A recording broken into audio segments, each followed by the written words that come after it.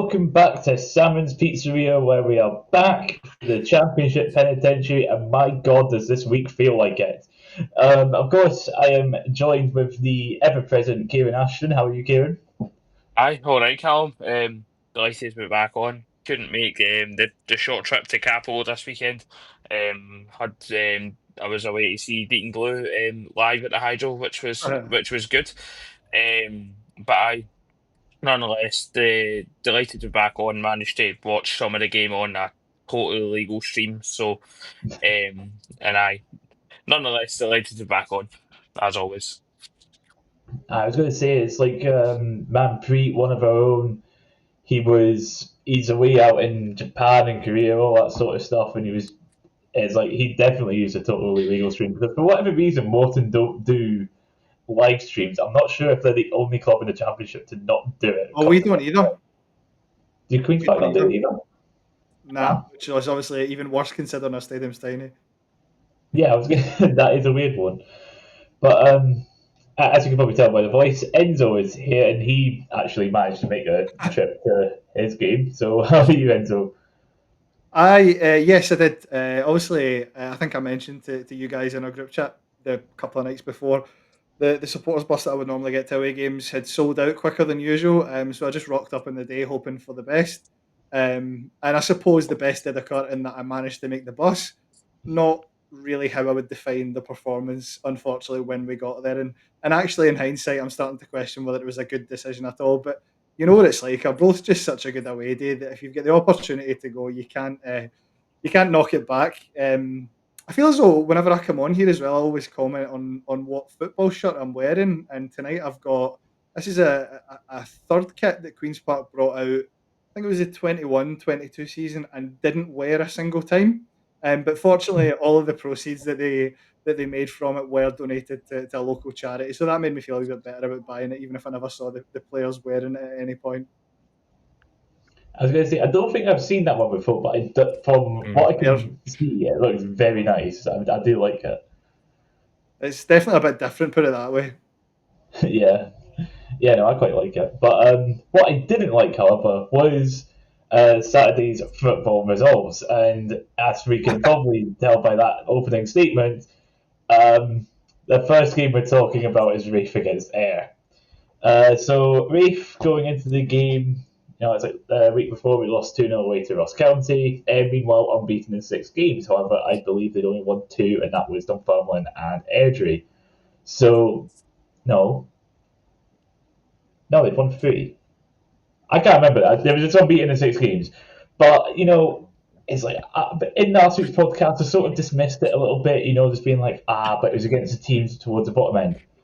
Oh dear God, I have been made to eat my words. This has not gone well for me at all. Um, yeah, so 10 minutes in, Air opened the scoring. Balls played out wide. Not sure who it is, but he just like comes in, and then Jamie Murphy manages to get in front of Hanlon, I think, at the near post, and just taps one home. The second goal is where my annoyance lies, to put it lightly. So it comes from Air getting a free kick that, in my opinion, albeit biased, was never a free kick. and but then, but it's like these things happen. It's like it happens plenty of times in the game where it's like you just think, why has that been given as a free kick? But it's like usually nothing happens after it. Something happened after this one, though. The ball just got dinked into the box, but it was nowhere near anyone. But an Air player, was running towards the ball, and it's like that ball was going out. I don't see the Air player managing to catch it. Scott Brown just decides to run into him, and it's like he's got his hands on his back. Now it's like from where I was sitting, I couldn't see that, and I was livid. But then it's because I thought that was a dive or whatever. But then watching it back, it's a stonewall, but it's really, really stupid. It's such a silly one to give away, and of course that makes it 2-0. Jamie Murphy makes it, yeah, he converts it, and then second half, Air, Murphy hit the bar, and there was definitely a few opportunities for them where it's like just dragging the ball wide or the ball flashing across the goal, that sort of thing. And Reef's only real opportunity was what was it? It was like Easton hitting a volley into like not quite an open goal because there was a couple of their defenders on the line, but it's one where it's like if you hit it on target, you've got it. Like the goal is not there. Or just mash it at target at the goal, and it's probably going to go in. But yeah, it's like it manages to go between Callum Smith as well and the post. But yeah, this one really, really annoyed me, and many of other fans, seeing as Reef were booed off at half time and full time, and Barry Robson was booed down the tunnel. This was deserved. This was thoroughly deserved. We were just awful. And, I think it's like the only other time I think I've said that was, I don't think I've said that yet. I think I said we were bad against Airdrie, but that was just like in the final third. This was just awful all across the pitch. And it's like, I think it's the first time under Robson that I can say this was on him. Because we actually started looking like a competent football team from the 70th minute. And that's when we had, trying to think, Callum Smith was on the park, and he'd replaced Hamilton, which, by the way, is the only positive from this game is Callum Smith making an appearance. Last time he played was like November last year. He's just been out injured, and so it's great to see him. Great to see him back. But I try to think, half time, McMullen got switched from Montague, and then I think it was about the 70th minute where there was maybe a double or triple substitution where, trying to think, J-Rowe came off for Josh Mullen. That might have been like 5-10 minutes before that. But, it's like, J-Rowe is fine. It's like, he didn't really do anything wrong in this game, I feel. But it's like the two other changes are the ones where it's like, why was this not in the starting lineup? Lewis Stevenson for Ewan Wilson at left back, and Sean Byrne. Why he's not been starting these last few, I don't know. I'm not sure if there's been a knock in training or whatever, but it's like the last few weeks he's been coming on, and we look so much better with him on the pitch.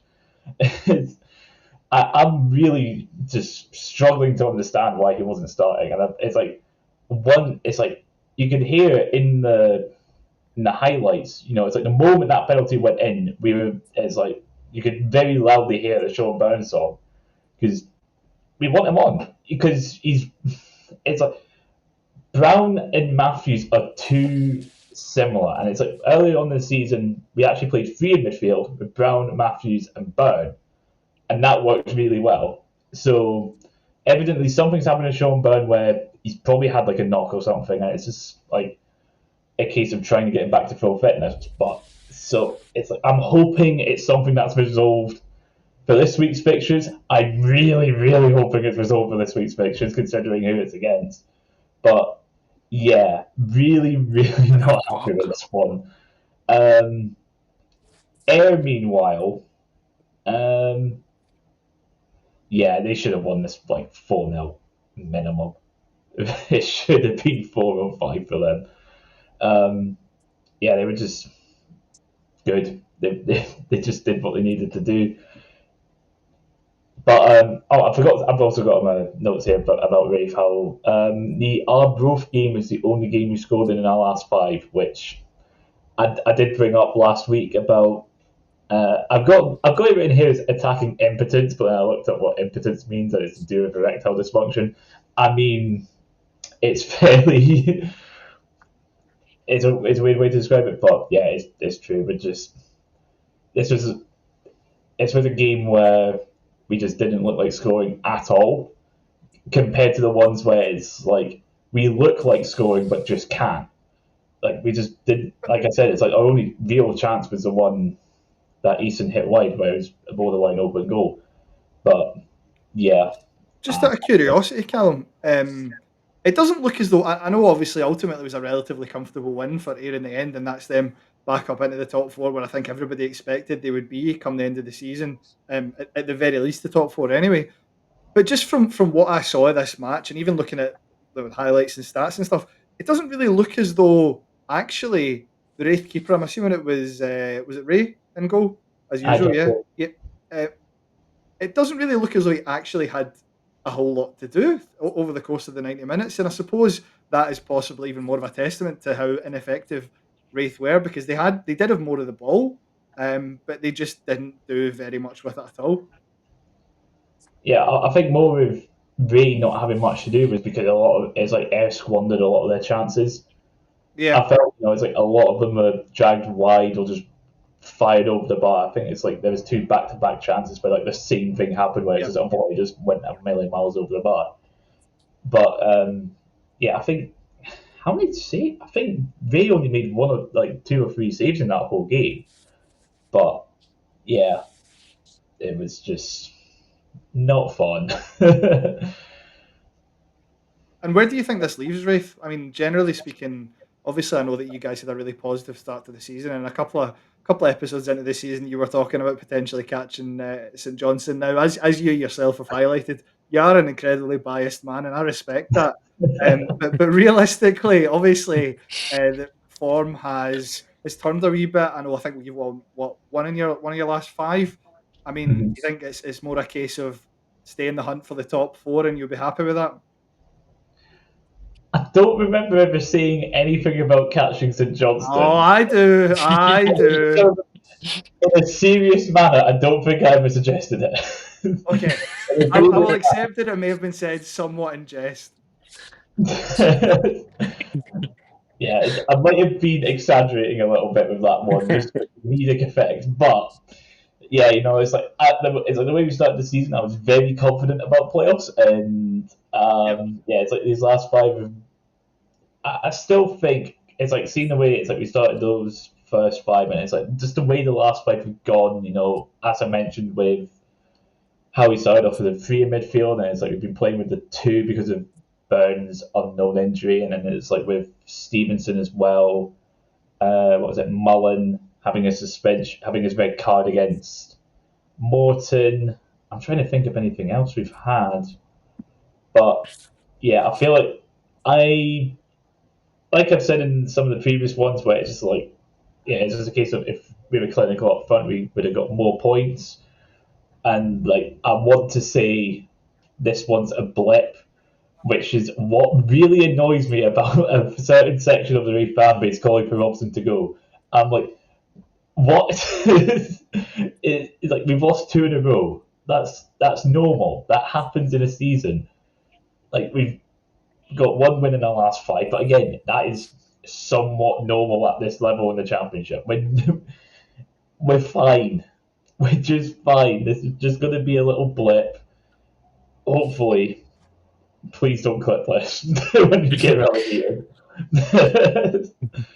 But yeah, no, I think it. I like that. I really hope this is just a one-off. I really think it's just a one-off. But yeah, I think it's still fine. I'm not in panic station mode or anything. But There's a lot of football still to be played. No, no, definitely. I was just going to. I think you just kind of answered my question. That I was going to ask you, Callum, is regarding Robson kind of being a bit under pressure. Because I've seen a few kind of posts like kind of calling for his head and whatever. And I think it's a bit mental considering.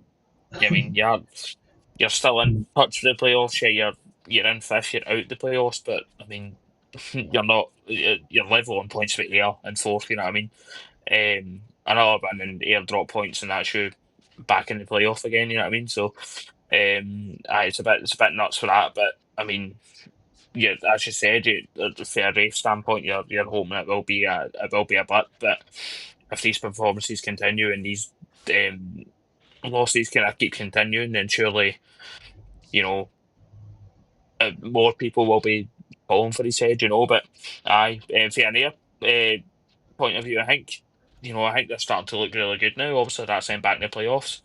Um, where everybody kind of expecting it to be, as Enzo said earlier on. But I think on another day, I think another team score more. than just two. I think they capitalise on how kind of ineffective Rafe were. But I know from their standpoint, they're looking pretty good, and if you're an Ayr fan, long may it continue.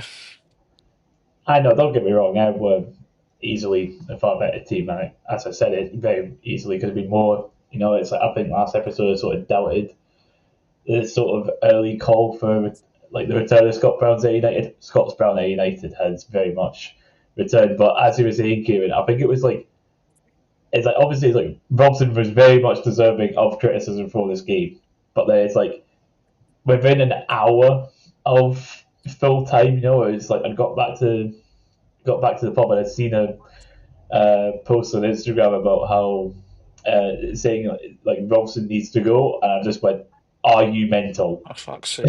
And it's like, I don't get me wrong, I was still fuming about the match, but I'm just like, what are you on about?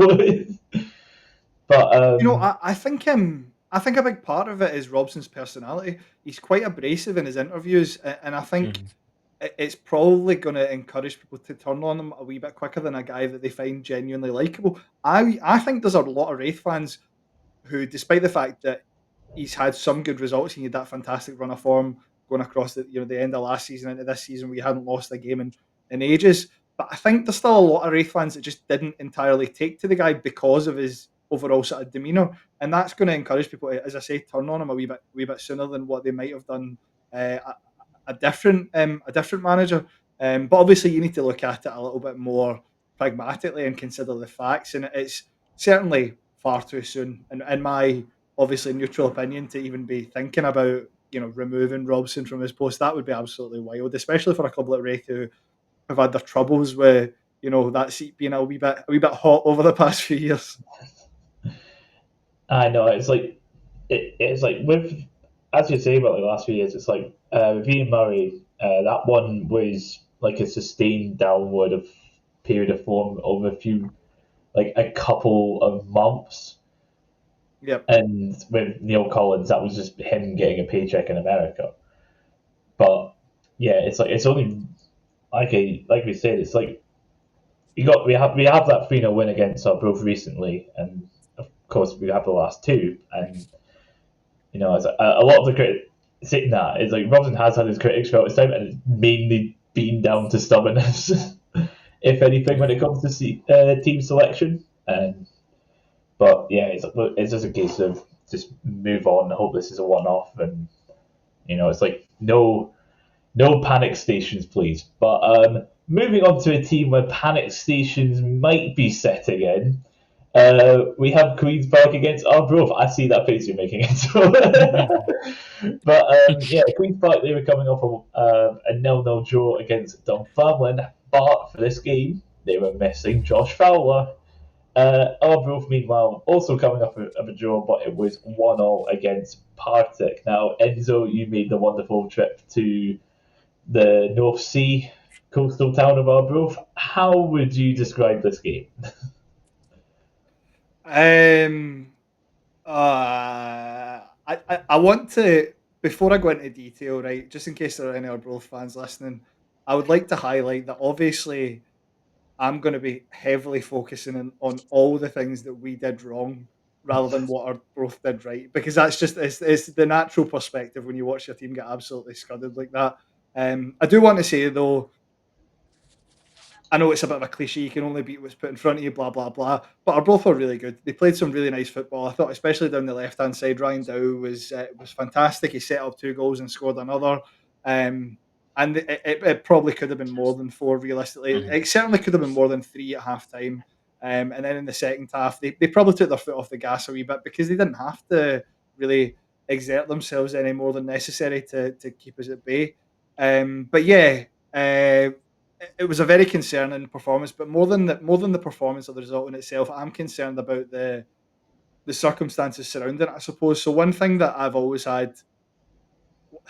been concerned about with this squad is the lack of depth that we've got. Right, so rumours started to circulate a wee bit on Saturday morning that Josh Fowler had picked up a knock, which may not have surprised anyone who saw us the week before in Dunfermline, because in the second half in particular, he was running about like something was up with him. He looked as though he was maybe in a bit of pain, but he still played, I think, the full 90, if I remember correctly.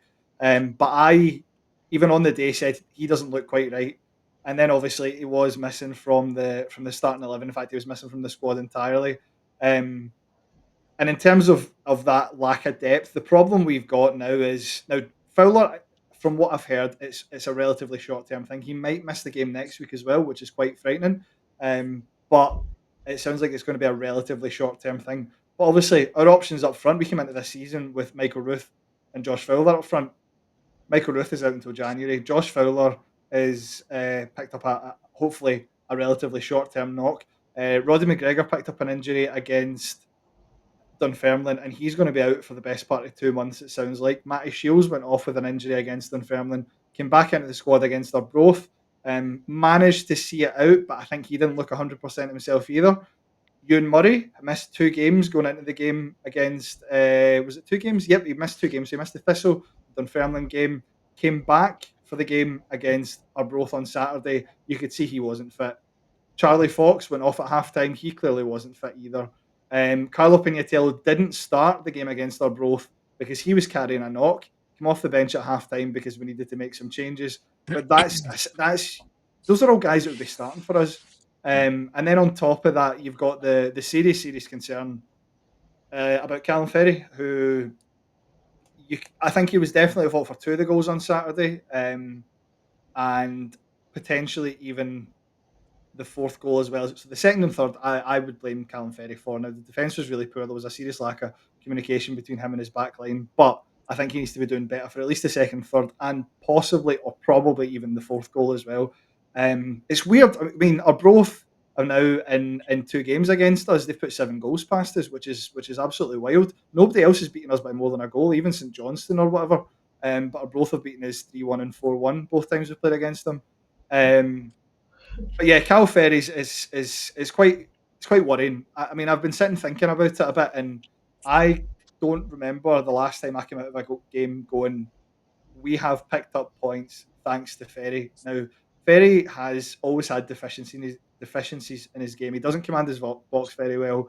His kicking is very, very poor. But the one thing you had with Callum Ferry that was pretty much guaranteed was he had a shot stopper, a guy who would make saves that ultimately would secure points over the course of a season. I think Penalties against three goals. You know, that was always a guarantee as usually well. always he does turn into prime Buffon, especially at Starks Park. Actually, yeah, it seems to be his favourite place in the country to play. But I think he's probably cost us points individually in 3 games this season. Um, and there's now, I mean, there's a kind of bit of discourse around the support about whether you actually drop him. I don't know. Don't know if that does anything for his confidence. I think he's a confidence player. Um, and I just I don't know whether the 2 other keepers we've got in the squad are necessarily better. You've got Jack Wills, who's played a little bit of first team football here and there, not really impressed, and then you've got Milos Lewinsky, who, to be fair, I think Big Milos is only about 18 years old, but he's built like he's a big boy and he looks like quite a confident young keeper. But it's still a massive step up to playing in the championship. So I don't really know where I stand on the Callum Ferry debate, if I'm honest with you. Um, yeah, it was just we created nothing. Our both were very, very good. They did what they had to see us off. We didn't have any shape. We struggled massively to link the ball up from the back and take it into the kind of more advanced stages of the park. And that's something I think's been a problem over the past few weeks in general. And I guess that was always going to be the case when you go into a season in the championship with no disrespect to Lou Longridge, who I think's a fantastic squad player, but he can't be a starting centre mid at this level realistically for any extended period of time. And then, although there was obviously the issue with Fowler and obviously Ruth, who we knew was going to be out for a while, but Fowler being out too.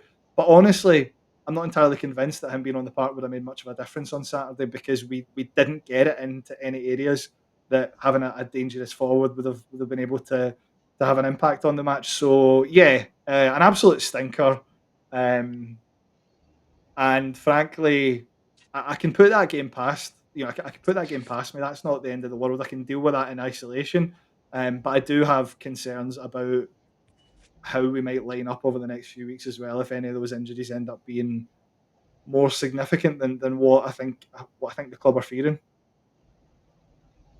Yeah, I was going to say, it's like I do have him notes here about Queens Park being a one-man team with Josh Fowler being out, but the reality is it's really just no squad depth, no quality Yeah, squad depth at all. Obviously, it's like yeah, you've obviously said about the budget restraints that Queens Park have, and obviously it's like the cutting of youth academy. You mentioned the goalkeepers there. Who's that third one? Slavinsky. yes. Yeah, I was going to say, it's like I recognised that name and I had a look, and yes, there's a reason why I recognise him. He has started a game for Queens Park, and He did. one of It them was the game was against 5 Rafe. Yeah. Yes. However, I don't think you blame. There was one goal in that game I think you might blame him for because he was desperately trying to pass out of the back when maybe he shouldn't Yeah, it have was done. yeah, I it was don't think he was necessarily. yeah, like that. Yeah, I don't think he was. I don't think he was necessarily at fault for that. To be fair, though, you're talking about scrapping the youth academy. We do still have a 19s and a 17s teams, and both of them are absolutely flying this season. So we still have a lot of really talented players at that end of the kind of the spectrum. It's below that we don't have anything anymore, but it doesn't matter. A 17, 18, potentially even 19-year-old, it's a big ask for them to step up and have an impact in the championship when you're losing guys who have been doing a job. So yeah, it's just you watch those goals and it's really poor. I think Murray and Fox, and as I say, they were obviously both carrying injuries, but Murray and Fox, I can barely remember them clearing the lines successfully at all on Saturday, and it just looked so utterly disjointed. I'm going to try and put a wee bit of a spin on it. Two positives. They're not actually that positive realistically, given that we get pumped 4-1. But two positives, I suppose, was Grant Savoury, who's obviously been out injured for over 2 years, made his first start. Now he played 10 minutes in one game last season, and then he's been coming off the bench, getting a wee bit more game time gradually leading up to this. So yeah, that was his first game, his first start in 886 days, which is great. Grant's a phenomenal player, and he's looking livelier and livelier the more he plays, and he could still be a game changer for us. He's a very talented player. The first year we were up in the championship, he was one of the best players in the entire division. He linked up so well with Dom Thomas and Simon Murray. Unfortunately, we don't have players like Dom Thomas and Simon Murray anymore. But that's really exciting to see him back. And the other positive, I suppose, is young Tamam Scott. Tamam Scott came through the Queen's Park Academy. He only turned 19 earlier on this year. He's a kind of attacking winger, right winger, and he's so clever with the ball at his feet. He's brilliant at beating a man. Once his end product gets a bit better, he's going to be a real talent. And he scored their only goal on Saturday, so there's another positive. Like to see him start a few more games. That was his first start. It was through necessity more than anything else, but hopefully he's shown enough to Crichton to justify um, playing a wee bit more football. Yeah, so you're saying about the youth teams doing well this season, but as we've said about the family a few times this season, how it's like it is a big ask. There is a difference between Yeah, being good at football and being good in, I don't want to say men's, but first team football. So yeah, it'll be you're right. interesting to It's huge. see with your situation how many of these players in the youth teams end up making first team appearances or even just filling up the bench. If anything, it's something Rafe never haven't really had access to for the last few years. And like I don't expect Queens Park at any point this season to be at the point where they're naming three players on the bench because that's all they have in their senior squad. You've actually got like a conveyor belt of youth talent there that you Yeah, can use to fill in gaps. But it's but something at the same that time, can really be done yeah, in like but one or two positions at a time and not what the potential situation might be where it might be 4 or 5 players potentially. yeah. And at the same time, we had Ricky Waugh made his first start for the club on Saturday as well. He came through. I think he didn't come through our academy necessarily, but we picked him up for the academy 2 or maybe 3 or 4 years ago or something like that. And he spent a bit of time on loan Stirling Albion last season. But again, it's just a. I don't know. I like giving guys like that the chance to play football. I think it's brilliant. I don't like when you feel as though you're forced to start them because you don't have any more options, because I think that puts unnecessary pressure on them, and then if things don't work out, it can dent their confidence as well. Yeah, Yeah, definitely. I just to echo pretty much. But both of you have said, you know what I mean. It just seems that it's a complete lack of lack of depth on Queens Park sides. That's kind of hindering them. Obviously, they are above every bottom. They're second bottom, Queens Park. So you've got that bit of breathing space, I suppose. But it doesn't look good at the moment at all. For Queens Park, hopefully, when these players start to come back to full fitness, come back for injuries and whatnot, hopefully start, picking up wins and that again. But I just looking at the game from an Arbroath point of view, it was just complete domination for Arbroath, 3-0 down. Absolutely, yeah. First half, and as you said, like, even watching the highlights, you could just tell Queens Park were just all over the place, completely disjointed. And I thought Ryan Dow's goal for the third was lovely, but it was a really nice goal. But Callum Ferrie's got to be doing a lot better for that, and the other goals as well that he was at fault for. But it's really good result for Arbroath, but alarm bells are got to be certainly ringing for Queens Park. And you were saying about the return for Grant Savary in particular. You'd be thinking hopefully he gets back up to speed and back into fitness. He's a player I remember. I think when it was when Queens Park first got promoted. He was a real thorn in Thistle's side. He would always turn up against us. I think he got a couple of goals. For Queens Park against Thistle, I think he scored like 2, maybe 3. I don't know. Against us, but he's a real thorn on our side. So, and that's a player I don't really want to see come up against, especially if he comes back up to fitness, But it's not looking good at all. I just want to quickly bring it back around to Callum Ferrie. You know how weird it is, how weird it has been this season. Going like looking through all the highlights and being like, Callum Ferrie's at fault for that, Ferrie's at fault for that, all that sort of thing. Where it's like, I think like for most of the time we've been praising him as one of like the top end goalkeepers. Where like this season has been the complete opposite. It seems. Well, it's kind of crazy. 2 of the last 3 seasons, Cal Ferrie was voted in the PFA Championship Squad of the Year. 2 of the past 3 seasons, and quite incredibly, obviously he had a decent game against Wraith when we won through, and it was early March. That was Callum. That was probably the last good league game he put in. And obviously, he had a great game against Rangers in February when we went to Ibrox and won. There was a lot of talk about how fantastic he was that day.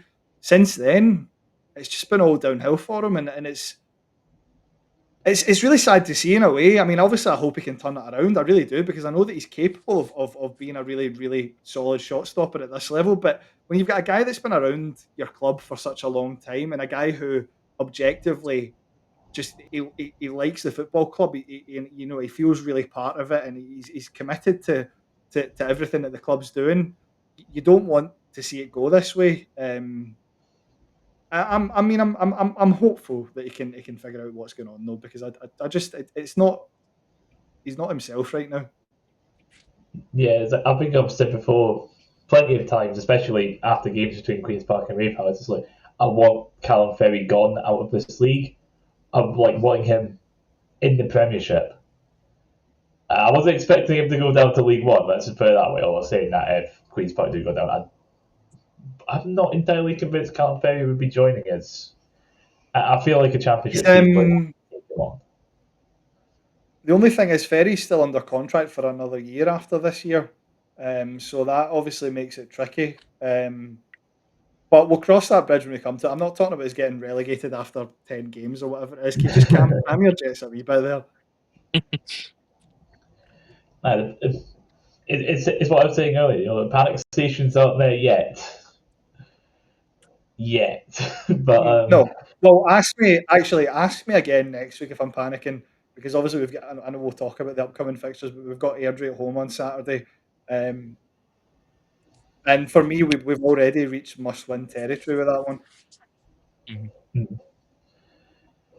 yeah, I feel like we've not really talked much about like much praise for Arbroath. Well, I mean, it's like Arbroath were very good in that game once again. You know, it's like Yeah, absolutely. Yeah, once again they're sitting third, and you know, yep. as I said last week, it's like as I was saying, it's like the games against your likes of Airdrie, Morton, Queens Park, that sort of thing. They're the ones that you need to do well in, and they've done very, very well in this one. You know, it's like you said, they've scored. I think over the two games these two have played, I think it's an aggregate score of 7-1 or seven So two. I we've think it is. conceded.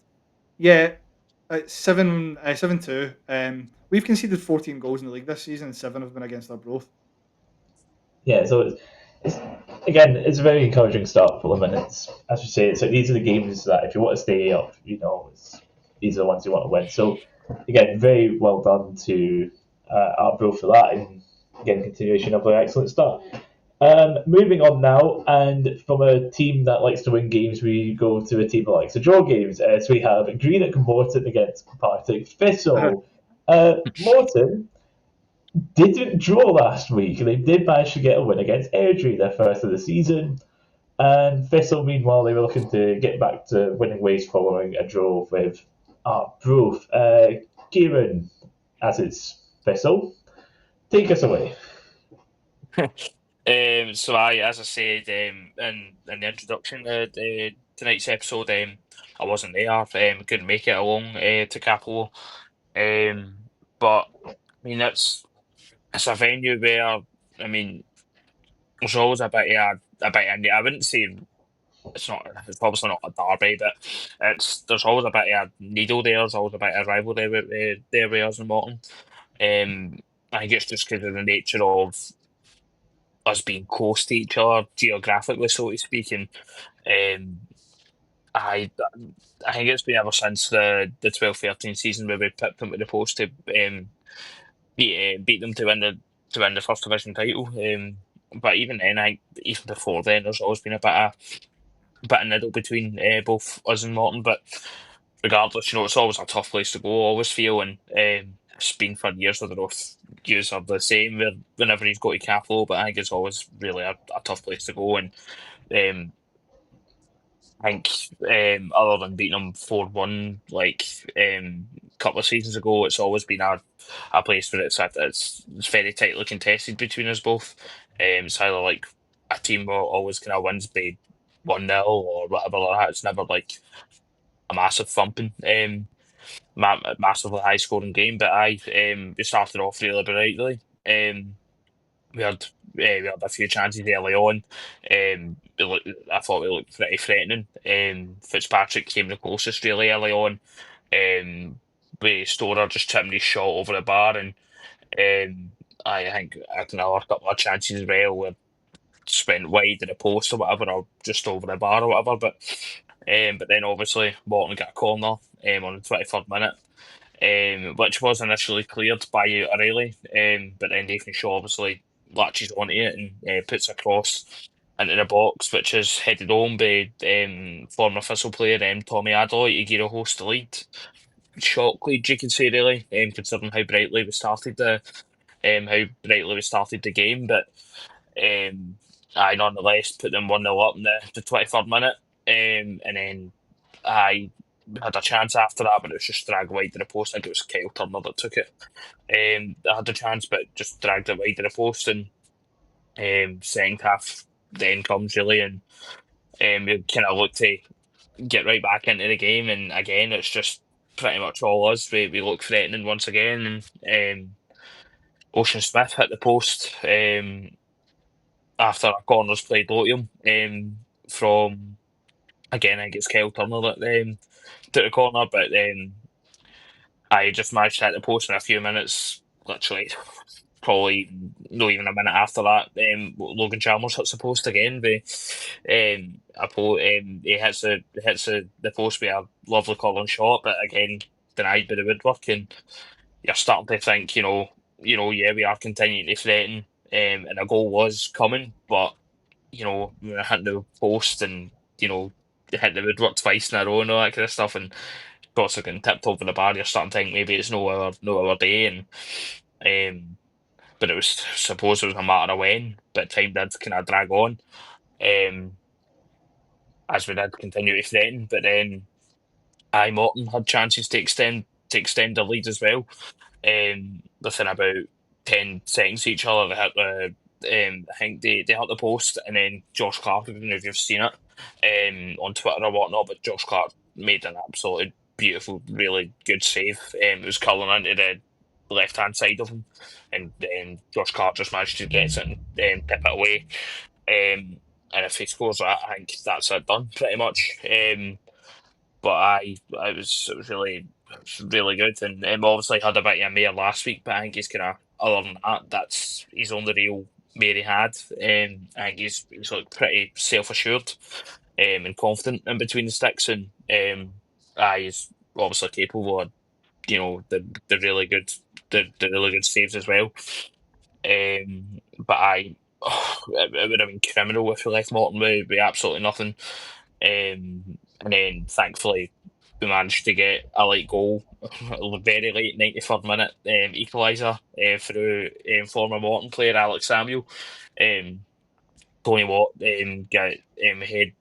heads a lovely cushion header across the goal, and Alex Samuel said to nod at home. And normally when we get a last minute equaliser, we're kind of the players are up in raptures, but we grab the ball straight away and put the ball straight in the centre circle, wanting to get that winner. Which I think Wilson and Alec Grace kind of dug that fight in and drilled that fight into us. And then we nearly did get a winner. After that, we had two corners after that, just right at the end of the game. Jimmy Storer again had to tip the ball over. Or James Storer, I think, I don't know. It's James or Jimmy, I kind of mind. But Morton keeper tips it over the bar, and then I think it's Ashcroft. It's Ashcroft twice. Then drags the ball wide with his header. But I mean, it would have been absolutely criminal to leave Capital with nothing. As I said, and at least we got the point. But looking at the stats, we had 26 shots.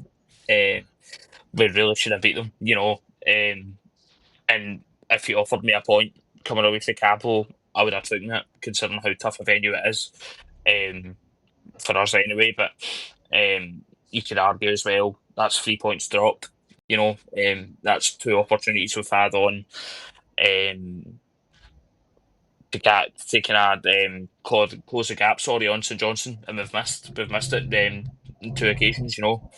But nonetheless, it's good to see players even after the game and that as well. The Thistle fans were saying they looked, even though we scored the last minute winner, you would think we'd be kind of up a bit. They looked gutted that they never got the win. So that's really good to see,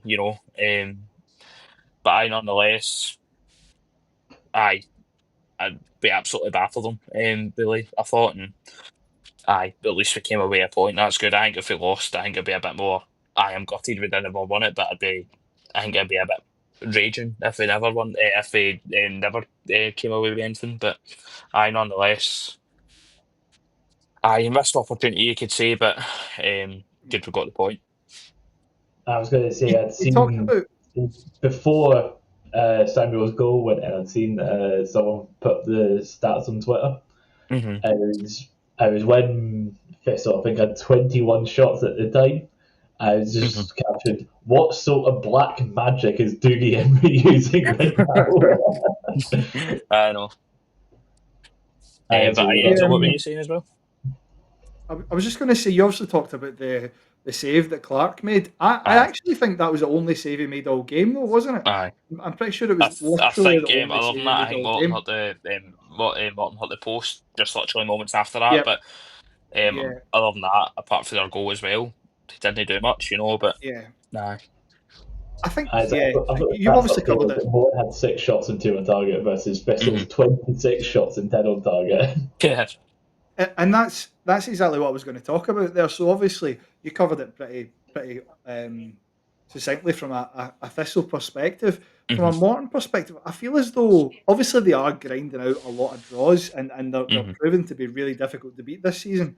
But I feel as though a lot of these draws, and obviously I'm totally forgetting that they did finally beat Airdrie and they probably did control huge parts of that game. But looking at a lot of the games where they're coming away and picking up the points, they're really, really struggling to control a lot of games. Like they are coming away from a lot of these games kind of worried that actually the performance still wasn't really where they would hope to be. And I think Morton fans will say the same thing about Saturday. Yes, maybe you would say well, both teams scored, so a draw is a fair result, but that's not really how it works. You look at those stats, you No. look at the possession, the total number of shots, and the quality of the chances as well that Thistle did create. Morton probably were lucky to pick up a point, and I do sort of wonder if at some point I know we talked and we joked about this before the season started about how Morton do at some point generally go on quite a bad run of form. But I do worry for them that they are scraping a lot of these draws rather than Mm-hmm. necessarily being unlucky not to win. Yeah, I know they've been in they've been unlucky with some of the refereeing decisions and stuff that have gone against them, but they do seem to struggle to really dominate teams for significant periods of time anyway. Yeah, so I Aye, think the only definitely. time I I think can that's really what I say was getting what at. Sort of just for I was reading that their full time reaction and stuff like that, and to their full time tweet, the reaction to their full time tweet, and aye, it was pretty much what you said. Enzo, a lot of Morton fans kind of disappointed with that, and they've came away breathing a sigh of relief, pretty much. That it could have been I mean, it could have been a lot worse, and it could have been a lot worse. In fact. Yeah. But the goal was certainly that it was coming. I think Aidan was saying in the chat as well, and say, look, I saw threatened all day pretty much. How he hadn't scored was um, mental until the 93rd minute. Considering the quality chances we had, I thought we were quite wasteful with a few chances as well.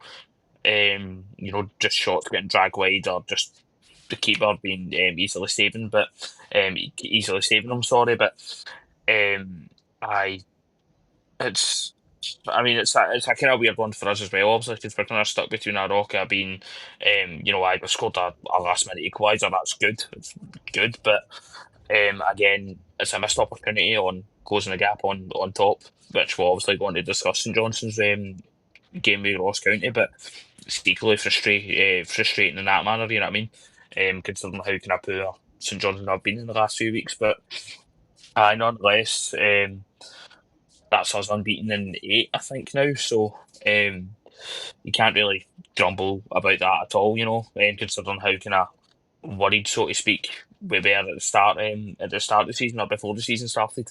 But I just kick on next week. I think next week is a big game really. Ross County at home. They're looking to claw themselves back up and up towards the league, and aye, a win would do us great, obviously. But aye, wait and see what happens next week. I was going to say that about Enzo's point about Morton lacking that sort of control. The only time where I could really say this season they've been on top is probably what was it? I think it was about 15 minutes against Rafe where we were down to 10 men. That's probably, even then, I wouldn't really say they were on top. It was like maybe like 60-40. But yeah, it's like that Airdrie game that could have easily finished in a draw as well. It's like we've talked about how bad Airdrie are, and that game was fairly even. It is definitely one of concern for Morton, but obviously we know it's like we don't have Aidan to give his in-depth analysis of Morton this season. But yeah, it's like from what we've seen so far this season, they it's weird. That just no it just cannot control the game. I also want to add of the 10 games that we're in now for everyone apart from Professor and Air, Morton have 8 draws. 5 of them have been 1-1. So half of the games this season have been 1-0. So if you're a betting man, just stick Morton 1-1 to some of the next group on. Yeah, anything else? Oh, Morton official in. And you're muted, Enzo. Apologies, yeah. My dog was barking, so I quickly muted myself. I was just going to say that in terms of Morton overall, I haven't watched them since we played them at Lesser Hampden, and that was a good few weeks ago now. But I suspect a lot of their performances have been quite reflective of that, based on the conversations that I've had with some Morton fans. And essentially, they're just a wee bit slow and soft, to be honest with you. I think that's something that they're going to have to find a wee bit more dig with, if they are going to compete and potentially push for the top four. If that is the goal, I'm not sure whether. I mean, obviously, it's always going to be the goal. You want to avoid finishing the bottom two and then kick on as best you can. But I think they might struggle badly to close any sort of gap unless they can just start getting stuck into teams, really. And I don't know if they've got the players for that. Not compared to the type of team that Morton have had over the past few seasons. I was going to say, it's like the words sort of slow and soft are not ones that I would normally associate with Morton. It's sort of, Not at all, no, last season I not was at all. constantly calling them Big Bad Morton because of just they're typically a very physical side, but Yeah, like as Aidan has complained about loads of times in his chat hours, it's like they keep playing just like a couple of passes between centre backs and whatnot, and then just like hoofing it long, but then not winning that ball. yeah. It's it's just it's like drawing just about every game and being sixth. That's very Morton-esque, but they're not going about it in a Morton-esque way. Yeah, yeah, that's a fair way of looking at it. Yeah, But yeah, so we'll leave that one for now and go to the fourth and final game. Yeah, there was no Dunfermline injury due to international call-ups. We had St Johnstone at home to Ross County. Saints coming up in 0 draw with Ayr. Meanwhile, County were coming off their first win of the season against Rafe. This game is a weird one because there isn't really much highlights to talk about. It's very much a case of St Johnstone were very much on top but couldn't do anything. Like watching the highlights, I was impressed with how County defended. And there wasn't really any real clear cut chances, despite the fact. I'm trying to think, where is it? Where's the? St Johnstone had 12 shots, 6 on target, and 17 corners. And yeah. Well, County had 0 corners. Is that yeah, right? County didn't have Did a I read single that corner, and they correctly? only had. It's like County had 4 shots on 17 corners target. to 0. I don't That's even think any of them made it into the match highlights for the St Johnstone highlights. It was very much just a case of Ross County parking their bus.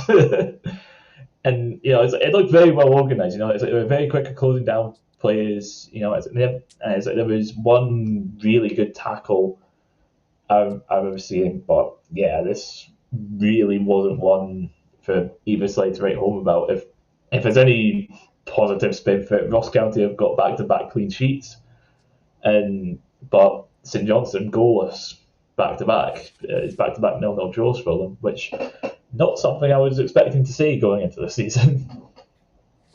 yeah. It's an interesting one. Both teams are in a pretty different positions at the minute. Obviously, both of them were hoping to be. Both of them thought that they could ultimately go up as league champions this season. St Johnstone look far more likely to do that, but their seasons are starting to progress in slightly different ways because St Johnstone, for a team that started so well and were scoring so many goals, I actually feel as though a lot of sides in the division have started to suss out how they play and are making it really difficult for them to pick up those points that they were finding really, really easy to accumulate in the first sort of 6, 7 games anyway. Whereas County now look as though they've stopped shipping really stupid goals. Maybe I don't know if Tony Docherty's gave.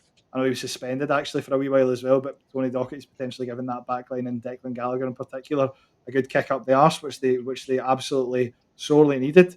Um, but I think you have to look at that and say County will be the happier of the sides because just 3 weeks ago they would have probably lost a game like that 3-0, 2-3-0, realistically. So the fact that they've kept a clean sheet, gone to Perth, which is probably going to be the hardest place for anybody to go this season, and taking a point And they've also, not that the league table is their priority, because they were never going to realistically find themselves long term in a relegation scrap, but they've dragged themselves out of the bottom two positions as well.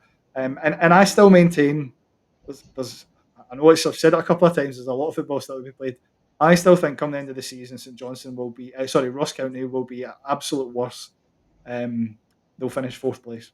I think they'll potentially even finish third or second.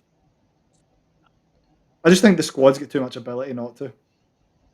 Yeah, it's definitely a case of it is still early days. What's the gap sitting at? The gap sitting at 6 points to Ayr and Rafe, who are both on 14, and add another point for Arbroath. So it is definitely a case of it's still doable. There's still another 26 games to go. But yeah, it's like the idea of them finishing first is very much out of the question at this point. But yeah, Very it unlikely. is weird with St Johnstone. It is strange with St Johnstone, this one. We have been saying for a few weeks now, it's like they were sort of cruising on talent. And it's like these last two definitely seem as if have they been found out. I mean, granted, they're still unbeaten, but they've not looked great. And it just feels like that first loss is coming with the way things are going. Given your thoughts on Saints or County? I pretty much echo what both of you have said, really. I think Ross County have certainly smartened up their defence a bit, whether that's down to Tony Dock or whatever it probably is. Let's be real here, but it feels like he's kind of gave them as Enzo says, a bit up the arse, pretty much more or less. I think they've gave that back line a bit of the backside, and they seem to have kind of smartened up. They're not shipping silly goals that they were at the start of the season, But As at I, the Edge game week one was a prime example. I think it's like aye, it's like one of Edry's goals came from Ross Laidlaw holding onto the ball for more than 6 seconds and conceding a corner. So aye, it definitely definitely, needs that aspect of the game. aye. I mean, St Johnstone did have their chances to score. They did have chances to take the lead, but obviously they couldn't. And I, kind of being top of the league, perhaps, you could say it's wild saying this considering they are still undefeated in the league and um, they're top of the league, but they've kind of slowed down a bit, and you could probably say paper over it, to an extent, but nonetheless, as for a county point of view, it's a fantastic point on the road. Going up to Perth, as you said, going up to McDermott Park is probably going to be the hardest place to go this season for a lot of teams for pretty much a whole division, I would say. Um, hopefully that gives them, if you're a county fan, you would expect them to kind of move up the league now, Obviously, I don't hope they do it at Firhill on Saturday. But aye, nonetheless, it's a fantastic point and two clean sheets back to back for County. So it's kind of looking a lot better than what it was for the Staggies. It's it's definitely looking better for them. As mentioned, there was so many stupid goals, and as I've mentioned, that Ross Laidlaw one was probably the prime example. I definitely think it's since it's like when you got your coaching staff with Tony Docherty, and it's like with Tony Docherty, it was someone that we had concerns with defensively. It's like we were already saying about how it's like County just shipping these really silly goals, and then they bring in Tony Docherty, who in the Premiership was shipping really silly goals all of the time. But then it's like they got Callum Davidson in, who's pretty pragmatic. So it's like that's definitely helped, and also definitely the fact that Ross County have a top end squad. It's like they should be nowhere near this position, and as we say, it's like they're definitely going to rise up those tables. I think Enzo saying are they going to be at a minimum fourth? It's still very much doable, but it's just a case of is this like opening, what was it, 8 games? Has that like shot them in the foot too much too already? But it's like, again, it's just Not for foot. like they're gonna. It's They have to certainly, do that. yeah. It's slowed them down, but it's certainly not killed their chances of finishing in the playoffs. It's going to take a monumental effort if they're going to find themselves challenging St Johnstone to win the league title. It's also not impossible, so much football to play, especially if St Johnstone themselves go on a poor run of form. But I think they're still. I think it would be insane at this point. I know that it's not going to happen. There are a few clubs that won't, but you can't, just based on points tally alone anyway, you can't rule anyone out of finishing in the top four. It's way too early for that. I mean, we can. We can rule out Well, Edgery. but that's not based on points total. That's based on other things. If Airdrie had if Airdrie had made a couple of decent signings recently and were showing signs, you would still say that it is technically possible for them to finish in the top four, and it is technically possible. Aye, Yeah. definitely. I just wanted to make fun of Edgery. Standard for a podcast. But yeah, that's all 4 games covered. I think I was saying beforehand, about how this season we've only had one actually proper full podcast be less than an hour, and somehow with a weekend with 4 games, we've still managed to reach the hour point. But yeah, so we move on to the table. Of course, St Johnstone remain top, Thistle second. Arbroath are up to third on 15 points, and then it's Ayr and Rafe fourth and fifth on 14 points. Ayr above on goal difference, and also with a game in hand, same with Thistle. Morton are sixth. It's seemingly standard. Dunfermline didn't play this week. They remain seventh. Ross County changing the table. They've gone up to eighth now on goal difference. Tied on 8 points with Queen's Park, who are now down in ninth. And as mentioned, Airdrie bottom.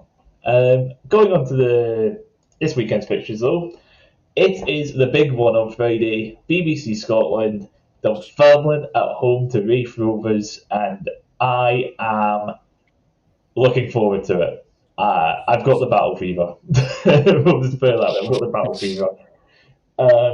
I can't wait. Can't wait for that one. It's like I've got uni on the Friday, and I'm not getting much done. My mind is going to be on that. It's just like, please do not lose this. Please win. Saturday games, though, we have Ayr at home to Greenock Morton. Thistle at home to County. Kieran, and what are your thoughts going into that one? I mean, well, played them twice already this season. Once in the League Cup, once in the league. Came away 3-1 winners twice, both up in Dingwall. So be mental not to fancy our chances. But again, Ross County are starting to pick up a bit of form now. So I think it'll be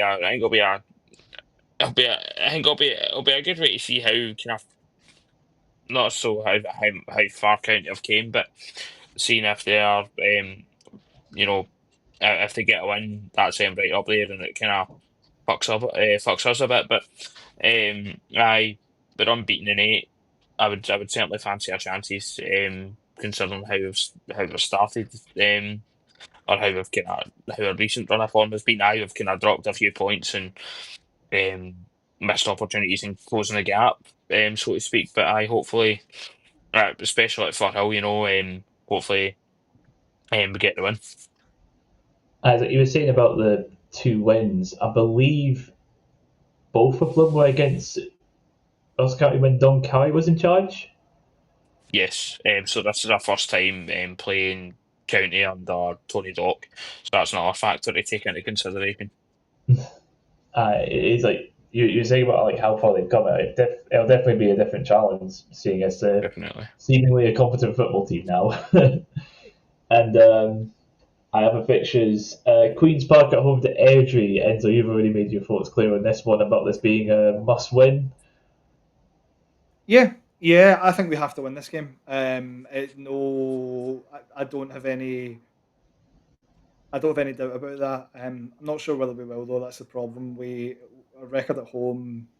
We played 4 games at home this season and picked up 1 point, which is not good.